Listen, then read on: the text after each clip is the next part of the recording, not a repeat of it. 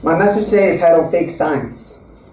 The last time I spoke, I dug into the proofs for the resurrection of Jesus Christ, which started as an apologetic series I wanted to do. Since this is my last Sabbath here for a while, I'm going to keep it a two-part series. So, fake science. What do I mean by that? Today in the news, we see the term fake news thrown around in the media.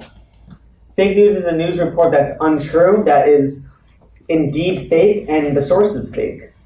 So fake science or fake news would have made up data and pulling nice big words out of your mouth, especially when they're confronted by truth. I would like to start off with a scripture. Turn to Psalm 19, verse 1. That's Psalm 19, verse 1.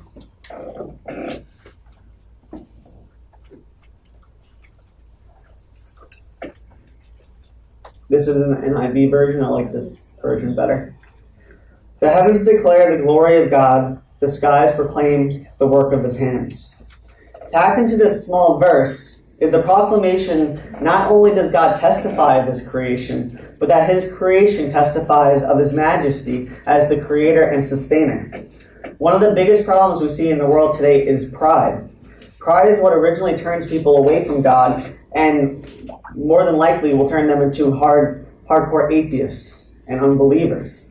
They do this to make themselves a god, and they're prideful of their sin as well. You see with the gay pride parades we see today, they wear their colors, their rainbow, and they parade it around the streets, and they're very proud of their sin.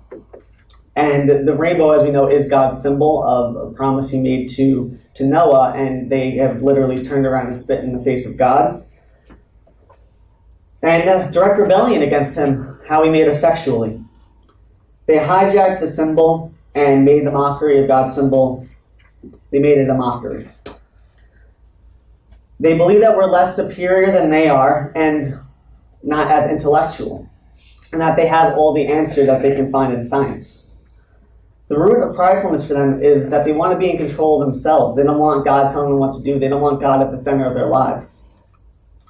Pridefulness can even get into us Christians, so we must be careful that if we find pride in our lives, we have to squash it and purge it out, because Satan does tempt us every day with pridefulness. It's ingrained in sinful human nature. Now that we know the root of where atheism and evolutionists come from, I'm going to highlight two ways in which atheists use fake science to further their delusion of a creatorless creation. Then I'll give two proofs of the truth of creationism and the true science we can observe with our own eyes that God gave us. I would like to give more than 2 points, but time only allows for 2 points as it's pretty packed proofs. The fake science number 1, the Big Bang. I'll start this off with giving you guys the definition of the Big Bang. It is the rapid expansion of matter from a state of extremely high density and temperature that, according to current cosmological theories, marked the origins of the universe. So according to this definition, matter expanded, and this matter formed due to high density and temperature. The question we need to ask here is, how did the matter to cause this expansion get here? It had to have had a beginning. We know through simple logic that something can't come from nothing. But atheists and some scientists will tell you otherwise. Some scientists have concluded that there's an issue with this theory, in case of matter creating itself. So they have created a cover story to say that matter is self-existing, that it can be eternal, and it can create itself out of nothing. And they laugh at us for saying God's eternal and has no end, yet they do the same thing. They are willing to be hypocrites about it. In science textbooks, all the universe began as a small dot that was filled. It was dirt, and it kept spinning and spinning until boom, it expanded or exploded, like I like to say. Where did the dirt come from? Now, with this dirt speck reaching high speeds and exploding, then why are some planets spinning counterclockwise and clockwise? In physics, there is something known as the conservation of angular momentum. Take, for example, the game Ring Around a Rosie, which I'm sure you've played when you're 4 years old. When you start to go really fast during that game, everyone is losing their grip on each other. What happens? Everybody goes flying, clockwise. That is what conservation of angular momentum is. Whichever way you're moving, whether counterclockwise or clockwise, when it gets released, it'll go in the same direction. So if the dot of dirt was spinning rapidly, then explodes, then shouldn't we see all the planets rotating in the same direction? Shouldn't they all be going either counterclockwise or clockwise? What we see in space is multiple planets spinning counterclockwise and clockwise. That's impossible if, in fact, the Big Bang Theory is true. All the planets should be spinning in one direction. This, to me, is undeniable evidence of creationism and evidence of a creator. And to quote Dr. Kenthoven, who I loved to watch growing up, when he was speaking to an evolutionist professor on a plane, he said, God made the planets spin in different directions to make the Big Bang Theory look stupid. There are many things to touch on when it comes to disproving the Big Bang, but in my opinion, the big ones are how did the materials to cause the Big Bang get here, because something can't come from nothing, and the physics of angular momentum, which I just explained before. I'm going to try to fly through some of these because of time. I'm going to give you something out of God's textbook now, his science textbook. I want to look into DNA. DNA determines what hair color you'll have, what your height will be, the color of your eyes, amongst other things. DNA, in my opinion, is the greatest thing to look into in proving the existence of God and that we have a creator. Picture an instruction manual on how to build a car. This manual has a lot of information in it that explains how to build a car and what parts go where. DNA is a bunch of information on how to build our body, just like that instruction manual to build a car.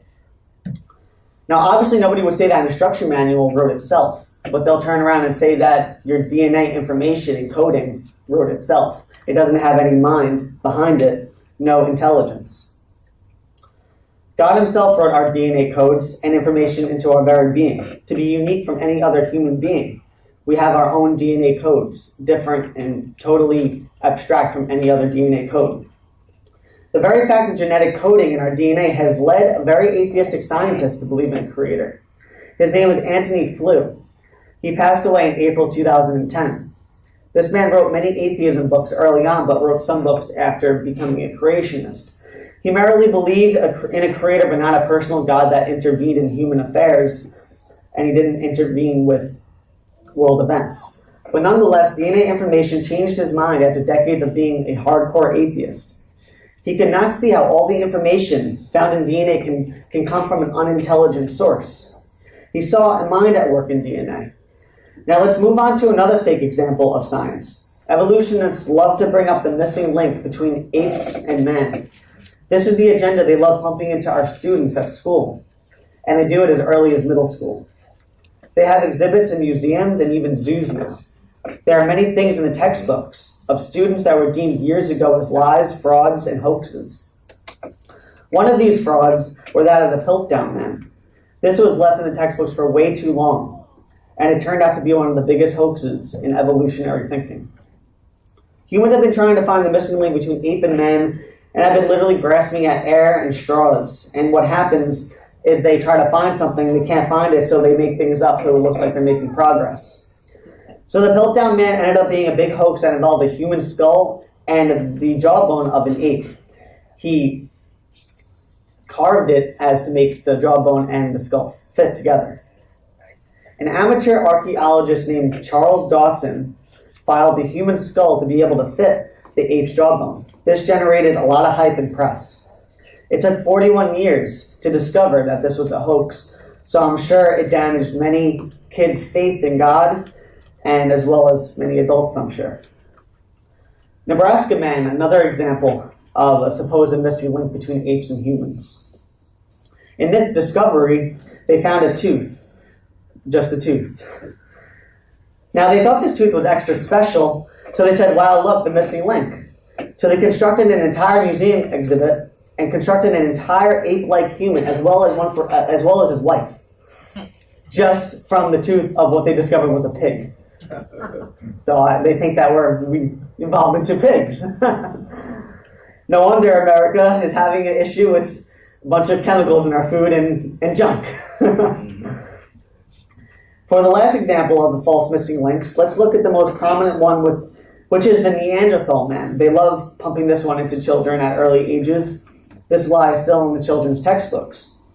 Archaeologists found this missing link and noticed it had a bent-over back. They came to the conclusion that he was slowly making his way up from being an ape-like creature. But really, he was on his way down. The man had arthritis, very bad arthritis. Many more Neanderthals have been discovered after the original one, but really it's a great testament of the historicity of the Bible. In Genesis 6:4, you don't have to turn there, it is recorded that there were giants in the earth in those days. Neanderthals have much larger bones and structures than we do. They're extremely tall, and that's also where you see the giant Goliath come from, but he was much shorter because that was after the flood. They were much stronger than regular humans are today. Before the flood actually, there was a canopy over the whole earth that kept the air much cleaner than it is today. The food was much more healthier and had increased oxygen for both fruit and vegetable, man and beast. The normal apple was probably 3 times the size as it is now. Now, because of this increased oxygen and purity, people lived in biblical times to be over 900 years old. So they had a much larger time frame to grow to this great size that these Neanderthals had. These Neanderthals were the giants that we read about in Genesis. The last proof of creationism I want to share with you is this: the fine-tuning of the universe. Even scientists that claim evolution have issues with this fact. We see the laws of nature and instinct within animals. We see this universe in absolute order. We see the sun come up and the sun come down. We see the tides go in and the tides go out, as well as the moon and the stars come out every night. This happens every day without exception. If this universe came about by some random chance, then why do we see so much order? Order never comes from chaos or chance. For example, let's say you throw 7 blocks and try to spell out my name, Charlie. How many times will those blocks land on the floor and correctly spell out my name perfectly? Not much of a chance. How much more of a chance to create an orderly universe for every molecule, germ, and everything we find in our human bodies? And for every germ and chromosome that's in every animal and every life form. For even one molecule to form by random chance, it would be like winning the lottery every single Sunday for the rest of your life. Even more of a chance than that. Especially when you see all the life forms and germs and cells and molecules that need to evolve by random chance. The chance that this earth would just poof into existence by random chance makes you question, why is there nothing at all? It would be a million times more chance for there to be nothing. So you see, the world we see around us isn't random chance. And your life isn't an accident, and you are not just a clump of cells. You are made in the very image and likeness of an almighty God that loves you with the most pure love imaginable.